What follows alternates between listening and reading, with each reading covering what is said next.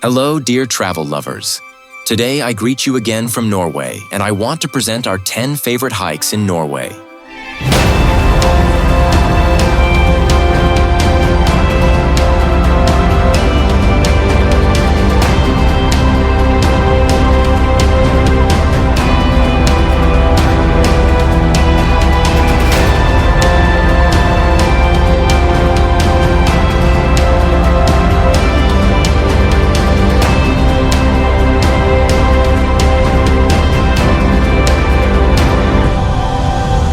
We give the 10th place to the Vega Stairs on Vega Island. Although this hike does not appear in any of the best charts in Norway, we liked it because of the impressive panorama after climbing to the top and the fact that the stairs were built by Lithuanians. The hike itself is short, but you will have to overcome 1,368 steps, which are quite steep in places. Believe me, if you do not rush, you can really overcome them. Especially since the stairs are built over impressive stones that once fell, so there is something to look at while climbing. And when you stop, you can look back and admire the view of the Norwegian Sea and the islands sticking out of it, and the mountain Sula just sticks out of the water. This is the view you will admire when you climb to the top. Tip: it is best to come here in good weather during the summer, preferably before sunset, because then there are fewer people and the view is the best. The downside is that Vega Island is located in northern Norway and it is quite a long way to get there by car. In addition, you will have to take a ferry, but believe me, the island itself is very beautiful. It is worth coming here not only for the Vega Stairs.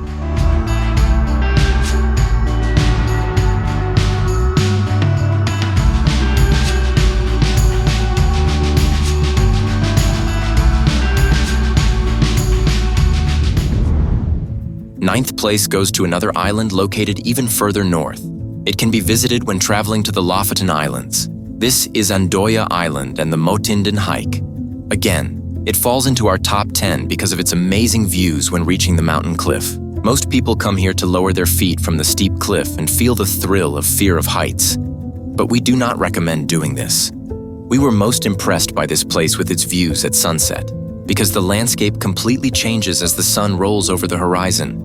When the clouds are painted in burning colors, the North Sea with its jutting cliffs and islets, numerous white sandy beaches, flocks of grazing sheep and annoying mosquitoes, all this will accompany you during this hike.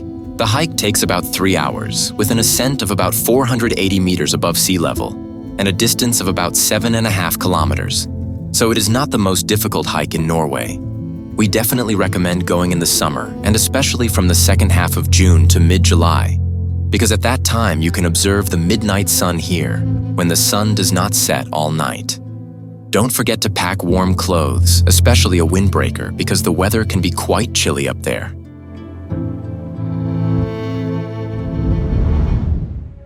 Finally, we go a little further south, and here in 8th place we find the famous Besseggen and its little brother Knutju. Both hikes are located next to each other and are quite similar, which is why we combined them into one category. The difference is that Knutju is a little easier, and when you arrive here, you don't have to pay extra for parking your car or taking the ferry, which is necessary when traveling to Besseggen. In addition, we like the views seen during the Knutju hike more. On one side, there is a colorful river valley, and on the other, a beautiful lake. When hiking here, the color of the lake can change depending on the season. The same lake will be visible during the Besseggen hike. The latter hike is famous for its panorama, where you can see 2 lakes of different colors. However, you can miss that view because it is only visible in one place. During this hike, you can also see reindeer which graze here during the season. This gives a feeling of real wildlife. Both hikes have quite steep parts that will require cold nerves to overcome, so those who are afraid of heights should think about whether it is worth going here. Both hikes are located quite high, so the season here is quite short, lasting from June to September. When hiking, you should take warm clothes and take enough water and snacks, especially for the Besseggen hike. In 7th place, we find the most popular hike in Norway, Preikestolen. Although this hike is visited by the most people in Norway, we only gave it 7th place. The fact that this place is very touristy probably contributed to such a low rating. Walking behind other tourists and standing in line at scenic spots, you can't really feel free during this hike. But still, Recently, during a bad weather hike, we managed to hit it when there were almost no tourists. Although it was cloudy, and eventually it rained heavily, we managed to be alone on the Preikestolen rock. The trail itself is completely artificial, but beautifully made of stones and wood and blends beautifully with nature. And the views, as most have already seen live or from photos, are impressive. And that fjord and the cliffs and the awe-inspiring views, that's probably why this place attracts most tourists. I think it also helps that this place is easily accessible by car, and the hike itself is short, very easy, and can be done by anyone. In addition, the place is very widely advertised, and now the amazing images of this hike are also spreading on the internet. In 6th place, we meet Preikestolen's neighbor and no less well-known Kerag Rock and the hike to it. And it is less visited, because you have to drive a lot to get to it. The hike will take much longer, and this place is simply covered in clouds during bad weather. We ourselves were forced to skip this hike a couple of times due to bad weather. The 3rd time, we succeeded, and the hike was simply amazing. Kerag is a rock stuck between 2 caves at an altitude of almost 1 kilometer. And not only that, you can climb the rock. The internet is full of creepy photos of standing on this rock. This is what attracts most people. Not only hiking enthusiasts come here, but also most people who are not prepared for hiking. The trail is quite well prepared, even with chains in the most dangerous places, but the rocky trail can be steep and slippery. After rain, you must wear good mountain boots. I think that even without climbing the Kerag Rock, the hike is quite impressive. Only the beginning of the hike is a bit more difficult, but then the beautiful scenery lulls you and the hike passes quickly and without boredom. Climbing the rock seemed quite unsafe to me, and I chose to just watch others, but I don't regret it at all.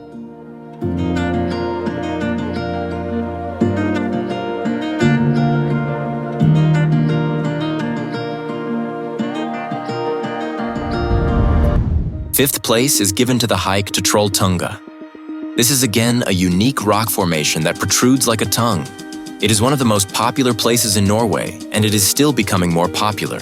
We visited here before the reconstruction and restoration, so we had to climb the entire distance from the bottom. The hike is quite long and tiring. It takes about 12 hours each way, and if you still want to take a picture at the famous Troll's Tongue, then you will have to stand in line for another couple of hours, and most likely you will return back after dark. Another alternative is to sleep at the top, but then you will also have to carry a heavy backpack with all the equipment. We also brought firewood. This was one of our first hikes in general, and the equipment was not adapted for further hikes. So we had to struggle carrying all this up the mountain. In the end, everything paid off with a beautiful sunset and a starry sky by the campfire. Be sure to prepare well for this hike, calculate the time and distance, assess your strength, and be sure to monitor the weather forecast, because the journey is long and the weather can change in an instant. Every year, rescuers struggle to move unprepared travelers stuck on this hike due to changing weather conditions or at dusk when it is blindingly dark. Fourth place here is probably only in our opinion given to the Innerdal Valley and its hikes, and especially the hike to Innerdalstornet. The valley itself is considered one of the most beautiful in Norway, surrounded by snow-capped peaks, and in early spring and early summer, a huge lake lies in the valley. Nature simply comes to life here. There are a couple of ancient homesteads here which grow almost everything on site. You can stay at one of these homesteads or pitch a tent right by the lake. Domestic animals walk almost freely here, so don't be surprised if you see a cow coming out of the forest. Many hikes to the surrounding mountains start in the valley, and one of the main ones is the hike to Innerdalstornet, nicknamed the Tower of this valley. Everyone who comes here notices this mountain because it is the highlight of the valley. The hike is quite difficult, steep in places, and can even be dangerous due to falling rocks. Again, good footwear and appropriate clothing are essential, and a helmet is recommended. When you find yourself on the peak, an indescribable feeling takes over. Views of the surrounding mountains and the beautiful valley open up. There are no worse hikes on the other side of the valley. And for those who are afraid of heights and difficult hikes, you can walk around the valley itself and admire the surroundings.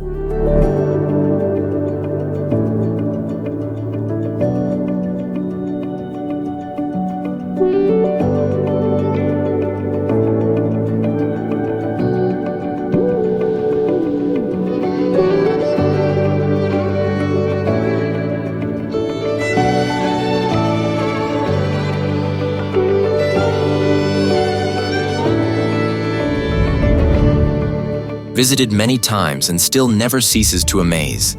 The hike to Romsdalsegen deserves to be in the top 3. It is most suitable for those who love the most beautiful landscapes and those who admire steep, dangerous trails. During the hike, you will have to pass over the mountain ridge, and it is here that you will have to overcome places that make you shiver due to the height. At the same time, wonderful views open up from both sides, especially from the side of the Romsdal Valley, where the river winds and the town of Åndalsnes is visible. On the other side of the valley, snow-capped mountains and a fjord are visible. The hike is beautiful, not only in our opinion. Recently, this place has become very popular and is considered one of the most beautiful places in the country. The hike starts and ends on different sides of the mountain, which is why you will have to take a bus to the starting point, where it is advisable to book a place online the day before, because it may happen that there will simply be no more seats on the bus. Sometimes an additional bus is organized if there are many people. You can start and finish this hike from one place, from the town of Åndalsnes. In this case, you will see almost the most beautiful places on the hike, and you can decide for yourself when you have had enough and turn around and go back.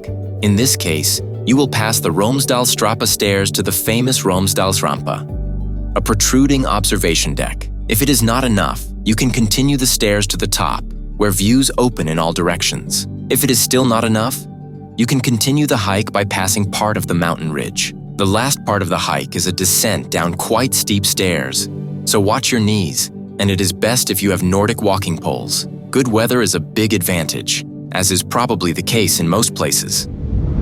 The second place with a certain perspective is given to the island of Senja and Mount Segla. The island has not yet been fully explored by us, but while driving by car, we saw many sandy beaches and very steep mountains. We have heard of rock falls more than once, and the locals warned to be extremely careful. So, Mount Segla. The climb to the mountain itself is steep, and we have not done it yet.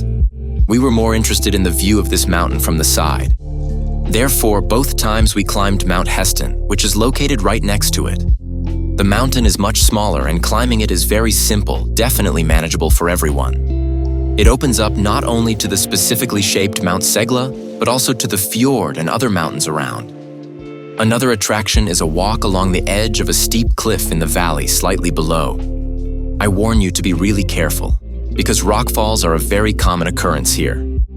We received more than one warning from the locals not to climb the stones on the edge of the cliff. Good weather is of course an advantage, but when the sky is overcast, you can be very surprised, because sometimes you can find yourself above the clouds. Then the view takes on a completely different shade, an extraordinary feeling of being alone above the clouds. The island of Senja has become very popular in recent years. In warm weather, you can feel like you are in the tropics here because of the white sandy beaches and the color of the water. And there are endless hikes here. The only downside is that the island is located beyond the Arctic Circle, and the summer season here is very short.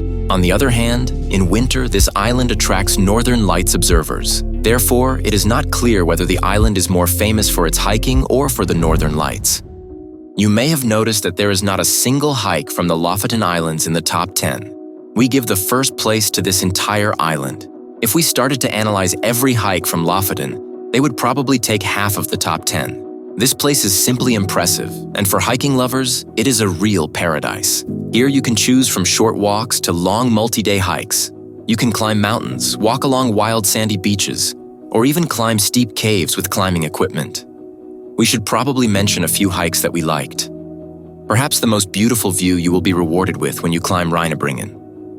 Personally for me, it is the most beautiful panorama I have ever seen. There is some kind of 3D view there that is difficult to describe. Now the path to the top is paved with stone stairs and is no longer as dangerous as it used to be. Next is the easy Mannen Mountain with great views of the surrounding beaches. After that, the not-so-well-known Volandstein Mountain. I can suggest a fairly productive hike near the capital of Lofoten, Svolvær. During this hike, you will visit Djevelporten, Svolværgeita, and Fløen.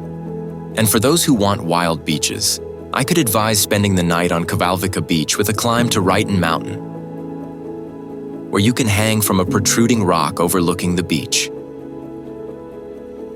Buna's Beach is no worse, which you can reach by ferry and walk a couple of kilometers through a small passage. It is huge, wide, and one of the most secluded beaches in Lofoten. For the bravest, I recommend climbing from this beach to Herlvetestinden. We didn't make it because we were scared of the passage in one place.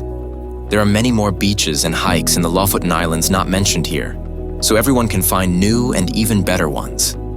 This is just our opinion. Just like this entire top 10 hikes, it is based only on our opinion, which may be influenced by emotions, good weather, or friendly company. Everyone would probably create their own top 10, which would be completely different. We based our 100 hikes last year and other hikes while living in Norway on our own. You can find more about our hikes on my YouTube channel. If you liked it, please subscribe and recommend it to others.